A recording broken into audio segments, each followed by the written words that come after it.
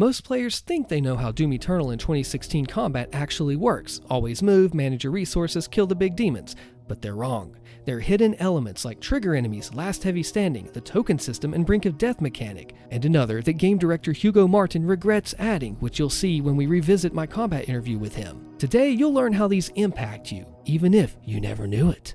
First, enemy aggression and lack of balance.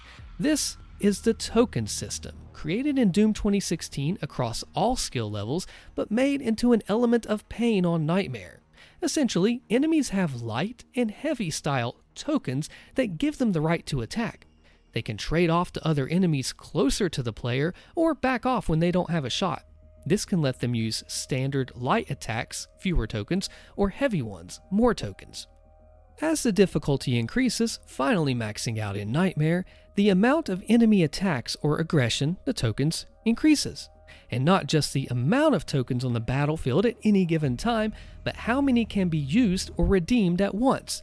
To further amplify this, modders have created double, triple, and even infinite token mods to lift this restriction of balance. This gives a smooth feel to making the monsters more aggressive and dangerous as the difficulty increases to Nightmare rather than just throwing in a bunch of bullet sponges. As the difficulty increases, putting more pressure on the player without increasing the actual monster count or needing all of them to attack at once. The game understands that if a monster is further away from the player, he might want to attack, and if an enemy is closer but without an open range to hit, he might be able to trade his token to another demon who has a better opportunity to strike the Slayer. They'll basically bypass the token system and attack you, so that way you don't have instances where there's like an AI staring at you. And then you're like, what are you doing? He's like, well, I'm just waiting for my token, like, so that they can override the token system when necessary to make the combat feel natural. But for the most part, everybody in the periphery and outside of your vision, they are taking turns attacking you and onto you to die. They're also doing less damage. But then on Nightmare, all of the AI, nearly all of the AI can attack you at any given time. And so battle mode, for example, there is no token system. They're all just going off all the time, which most battle mode players will tell you pretty fucking challenging because they never stop attacking you. Oh yeah. Yeah, it's just a way, and what that does is it basically breaks it down into like, on Nightmare players are able to make more decisions faster under pressure. Like a Nightmare player can handle making split decisions, because every time an enemy attacks you, that's a decision that the player has to make. Do I dash? Do I do it? And so on Nightmare, because they're attacking more often, you have to make more decisions per second. And then they hit harder, so you're allowed to make fewer mistakes. So that's the basic distinction, is that the token system allows us to apply that pressure of more decisions per second with fewer mistakes on Nightmare. And then on Easy, it's fewer decisions per second and you're allowed to make more mistakes. That's like the basic difference between the two. And a lot of that is driven by the token system. Which, with the new Doom game balance, enemy counts, and arena design, it's fair. So the difficulty comes not from quantity, as the engine does cap the amount of enemies on the screen at any given time, but more intensity with each enemy. Now the token system is pretty in-depth, including factoring in obstacles around the arena, cover that the player might be behind, factoring all those in between who uses which tokens, trades them off, and which light and heavy attacks to use, also depending on the difficulty. Nightmare with more heavy attacks and more tokens, and easier difficulties with fewer. In-depth as it may be, you can even see this point from this overview how deadly Nightmare was meant to be.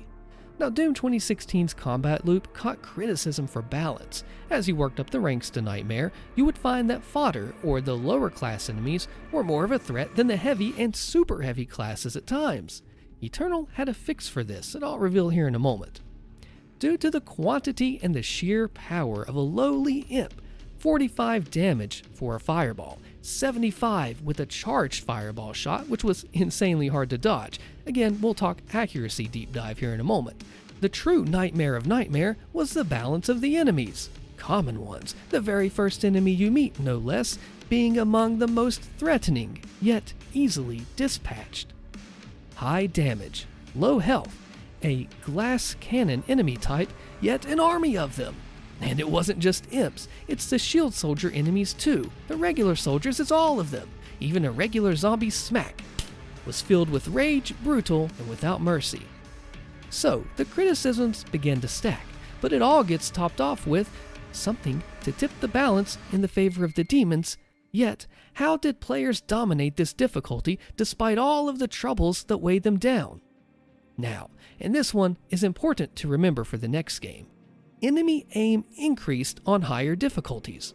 The more you moved, the less accurate they became. But on Nightmare, enemies are generally more accurate than lower difficulties in total, and it's based on a bell curve. This comes with a downside, which even those who knew the game most spoke against. When you combine these together, you take the same number of monsters, but try to make them more aggressive and accurate in a balanced way. There were criticisms on that balance, however, even by Hugo Martin, the game's creative director, which I learned when I interviewed him. The big change from 2016 to Eternal, which TBD as to whether or not it was good or not, was I didn't want their accuracy to change too much from difficulty to difficulty. It bothered me that on Nightmare, I think Nightmare on 2016 is less balanced. Yes, it's easier because of the exploits that you have with the weapons, but the AI have raised their accuracy changes dramatically from Hurt Me Plenty to Nightmare on 2016, which I think that the reason why we see statistically, we track the results, that more people are playing the Eternal more times on higher difficulties than we saw in 2016, because the skills that you acquire in Hurt Me Plenty translate all the way up to Nightmare, because there's no variation in terms of how fast their projectiles are or how accurate they are. That's but good. What does change, it is good. I think it's good, right? It helps with replay value. Did not age well, and I don't like that. So that's why I was curious if that was there. And things have changed. I don't think that scales well, because I think that as a martial artist, right? I'm not a martial artist, but if you say like, okay, treat it like a martial art. Yeah. I need to master the timing of how to dodge an attack. And once I master that, I build on my skill set where I learn to dodge more things and do more things. And if those variables change from difficulty to difficulty, it doesn't help with scaling.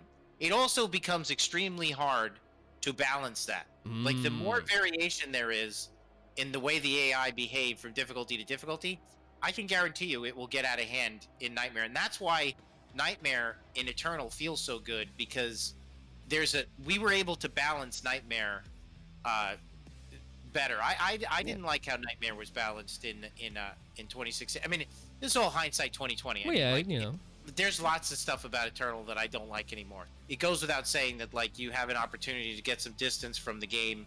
You can see it for what it is, strengths and weaknesses. And I think one of the weaknesses of 2016 is that the difficulty, there's too many variables on Nightmare. The biggest change that you can actually physically feel in a tangible way to Eternal was the Brink of Death system, also called Soft Saving Throw, which turned death blows into near-death blows, increasing excitement. Now, this is for all difficulties, but does impact Nightmare and the changes. No, it's like a safety net that catches you, which is cool because it increases the drama for the player. Like it kind of like the fun zone, as I described it, when we were talking about it with the team, was like anytime I'm at the brink of death or near death, my heart rate goes up, engagement spikes. Yes. So if we can catch the player and hold them there at the brink of death, then that's where they'll be having the most memorable experiences. And the key is they come near death, but then they pull themselves out of it. Right. And the brink of death system, we know that when on 2016, you would go from alive to dead on Nightmare, and you would blow right past that brink of death. And that's where the fun zone is, because you're at your peak level of awareness. There's drama. There's good drama when you're down to 20 health, your screen is red, your heart is pumping, and you really need to find that imp to bring yourself back. So we want to really milk that moment for everything it's worth. On 2016, you just blow right past it.